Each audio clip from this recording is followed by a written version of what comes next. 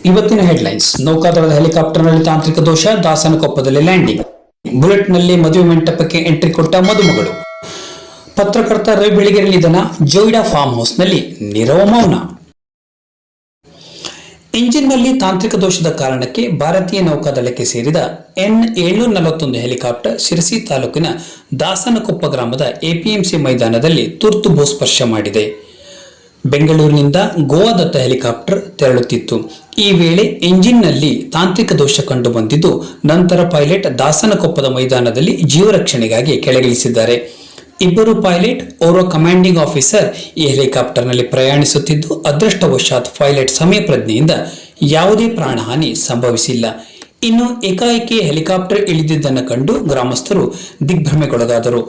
ಪೈಲಟ್ಗಳು ಹೊರಬರುತ್ತಿದ್ದಂತೆ helicopter ನೋಡಲು ನೂರಾರು ಜನ ಜಮಾಯಿಸಿದರು. ಹೆಲಿಕಾಪ್ಟರ್ನಲ್ಲಿ ತಾಂತ್ರಿಕ ದೋಷವಿದ್ದುದರಿಂದ ಸರಿಪಡಿಸಲು ಗೋವಾದಿಂದ ಶಿರಸಿಗೆ ತಾಂತ್ರಿಕ ತಜ್ಞರು ಆಗಮಿಸುತ್ತಿದ್ದು, ನಂತರ ಹೆಲಿಕಾಪ್ಟರ್ನ ಯಾವ ಭಾಗದಲ್ಲಿ ತಾಂತ್ರಿಕ ಸಮಸ್ಯೆ ಇದೆ ಎಂಬುದು ತಿಳಿದು ಬರಲಿದೆ. ಬನವಾಸಿ ಠಾಣಾ ವ್ಯಾಪ್ತಿಯಲ್ಲಿ ಘಟನೆ ನಡೆದಿದ್ದು, ಸ್ಥಳಕ್ಕೆ ಜಮಾಯಿಸಿದ ಜನರನ್ನು ಚದುರಿಸಲು ಪೊಲೀಸರು ಸ್ಥಳದಲ್ಲಿ ಮೊಕ್ಕಾಂ ಹೂಡಿದ್ದಾರೆ. ರವಿ ಬೆಳಗೆರೆ ನಿಧನದ ಹಿನ್ನೆಲೆಯಲ್ಲಿ ಜೋಯಿಡಾ ತಾಲೂಕಿನ ಜಿಗಲ್ಪೇಟ್ನಲ್ಲಿ ರವಿ ಬೆಳಗೆರೆ ನೆಚ್ಚಿನ ಫಾರ್ಮ್ ಹೌಸ್ನಲ್ಲಿ ನೀರವ ಮೌನ ಆವರಿಸಿದೆ. ಕಳೆದ 16 ವರ್ಷಗಳಿಂದ ಜಗಲ್ಪೇಟ್ ಫಾರ್ಮ್ ಹೌಸ್ ಮಾಡಿಕೊಂಡಿರುವಂತಹ ರವಿ ಬೆಳಗೆರೆ ಉತ್ತರ ಕನ್ನಡ ಜಿಲ್ಲೆಯ ಜೋಯಿಡಾ ಅಂದರೆ ಅವರ ಅಚ್ಚುಮೆಚ್ಚಿನ ತಾಣವಾಗಿತ್ತು.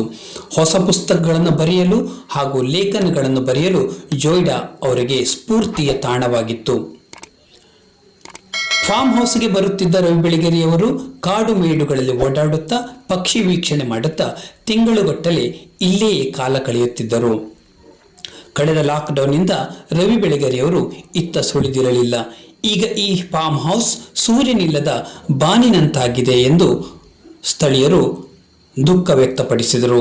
ರವಿ ಬೆಳಗೆರೆಯವರ ಫಾರ್ಮ್ ಹೌಸ್ನಲ್ಲಿ ಅವರ ಭಾವಚಿತ್ರಕ್ಕೆ ಮಾಲಾರ್ಪಣೆ ಮಾಡುವ ಮೂಲಕ ಅಲ್ಲಿನವರು ಶ್ರದ್ಧಾಂಜಲಿ ಸಮರ್ಪಿಸಿದರು.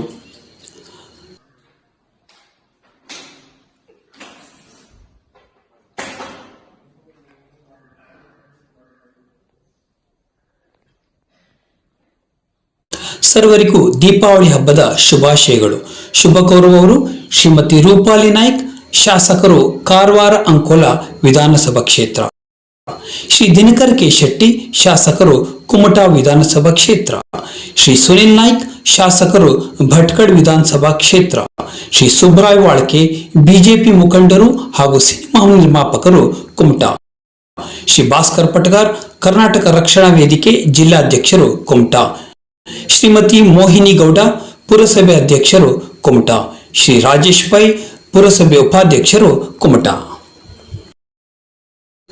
ಮದುಮಗಳೊಬ್ಬಳು ಬುಲೆಟ್ ಏರಿ ಹಸಮಣೆಗೆ ಬರುವ ಮೂಲಕ ಎಲ್ಲರಿಗೂ ಅಚ್ಚರಿ ಮೂಡಿಸಿರುವ ಘಟನೆ ಕರಾವಳಿ ಜಿಲ್ಲೆ ಮಂಗಳೂರಿನ ಸೂರತ್ಕಲ್ನಲ್ಲಿ ನಡೆದಿದೆ.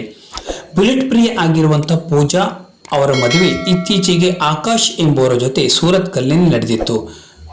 ಮದುವೆ ಸಿಂಗಾರದಲ್ಲೇ ಈಕೆ ಮದುವೆ ಮಂಟಪಕ್ಕೆ ಬರುವ ಮೂಲಕ ಸಿಂಗರಿಸಿದ ಕಾರಿನಲ್ಲಿ ಬರೋ ಶಿಷ್ಟಾಚಾರಕ್ಕೆ ಗುಡ್ ಬೈ ಹೇಳಿ ತಾವೊಬ್ಬರೇ ಬುಲೆಟ್ ರೈಡ್ ಮಾಡಿಕೊಂಡು ಬಂದಿದ್ದಾರೆ.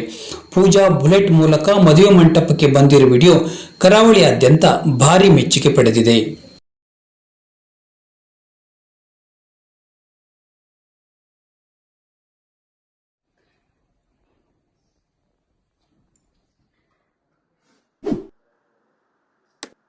ಹಿರಿಯ ಪತ್ರಕರ್ತ ರವಿ ಬೆಳಗೆರೆ ನಿಧನದ ಹಿನ್ನೆಲೆಯಲ್ಲಿ ಇಂದು ಕಾರವಾರದ ಪತ್ರಿಕಾ ಭವನದಲ್ಲಿ ಪತ್ರಕರ್ತರಿಂದ ಸಂತಾಪ ಸೂಚಿಸಲಾಯಿತು.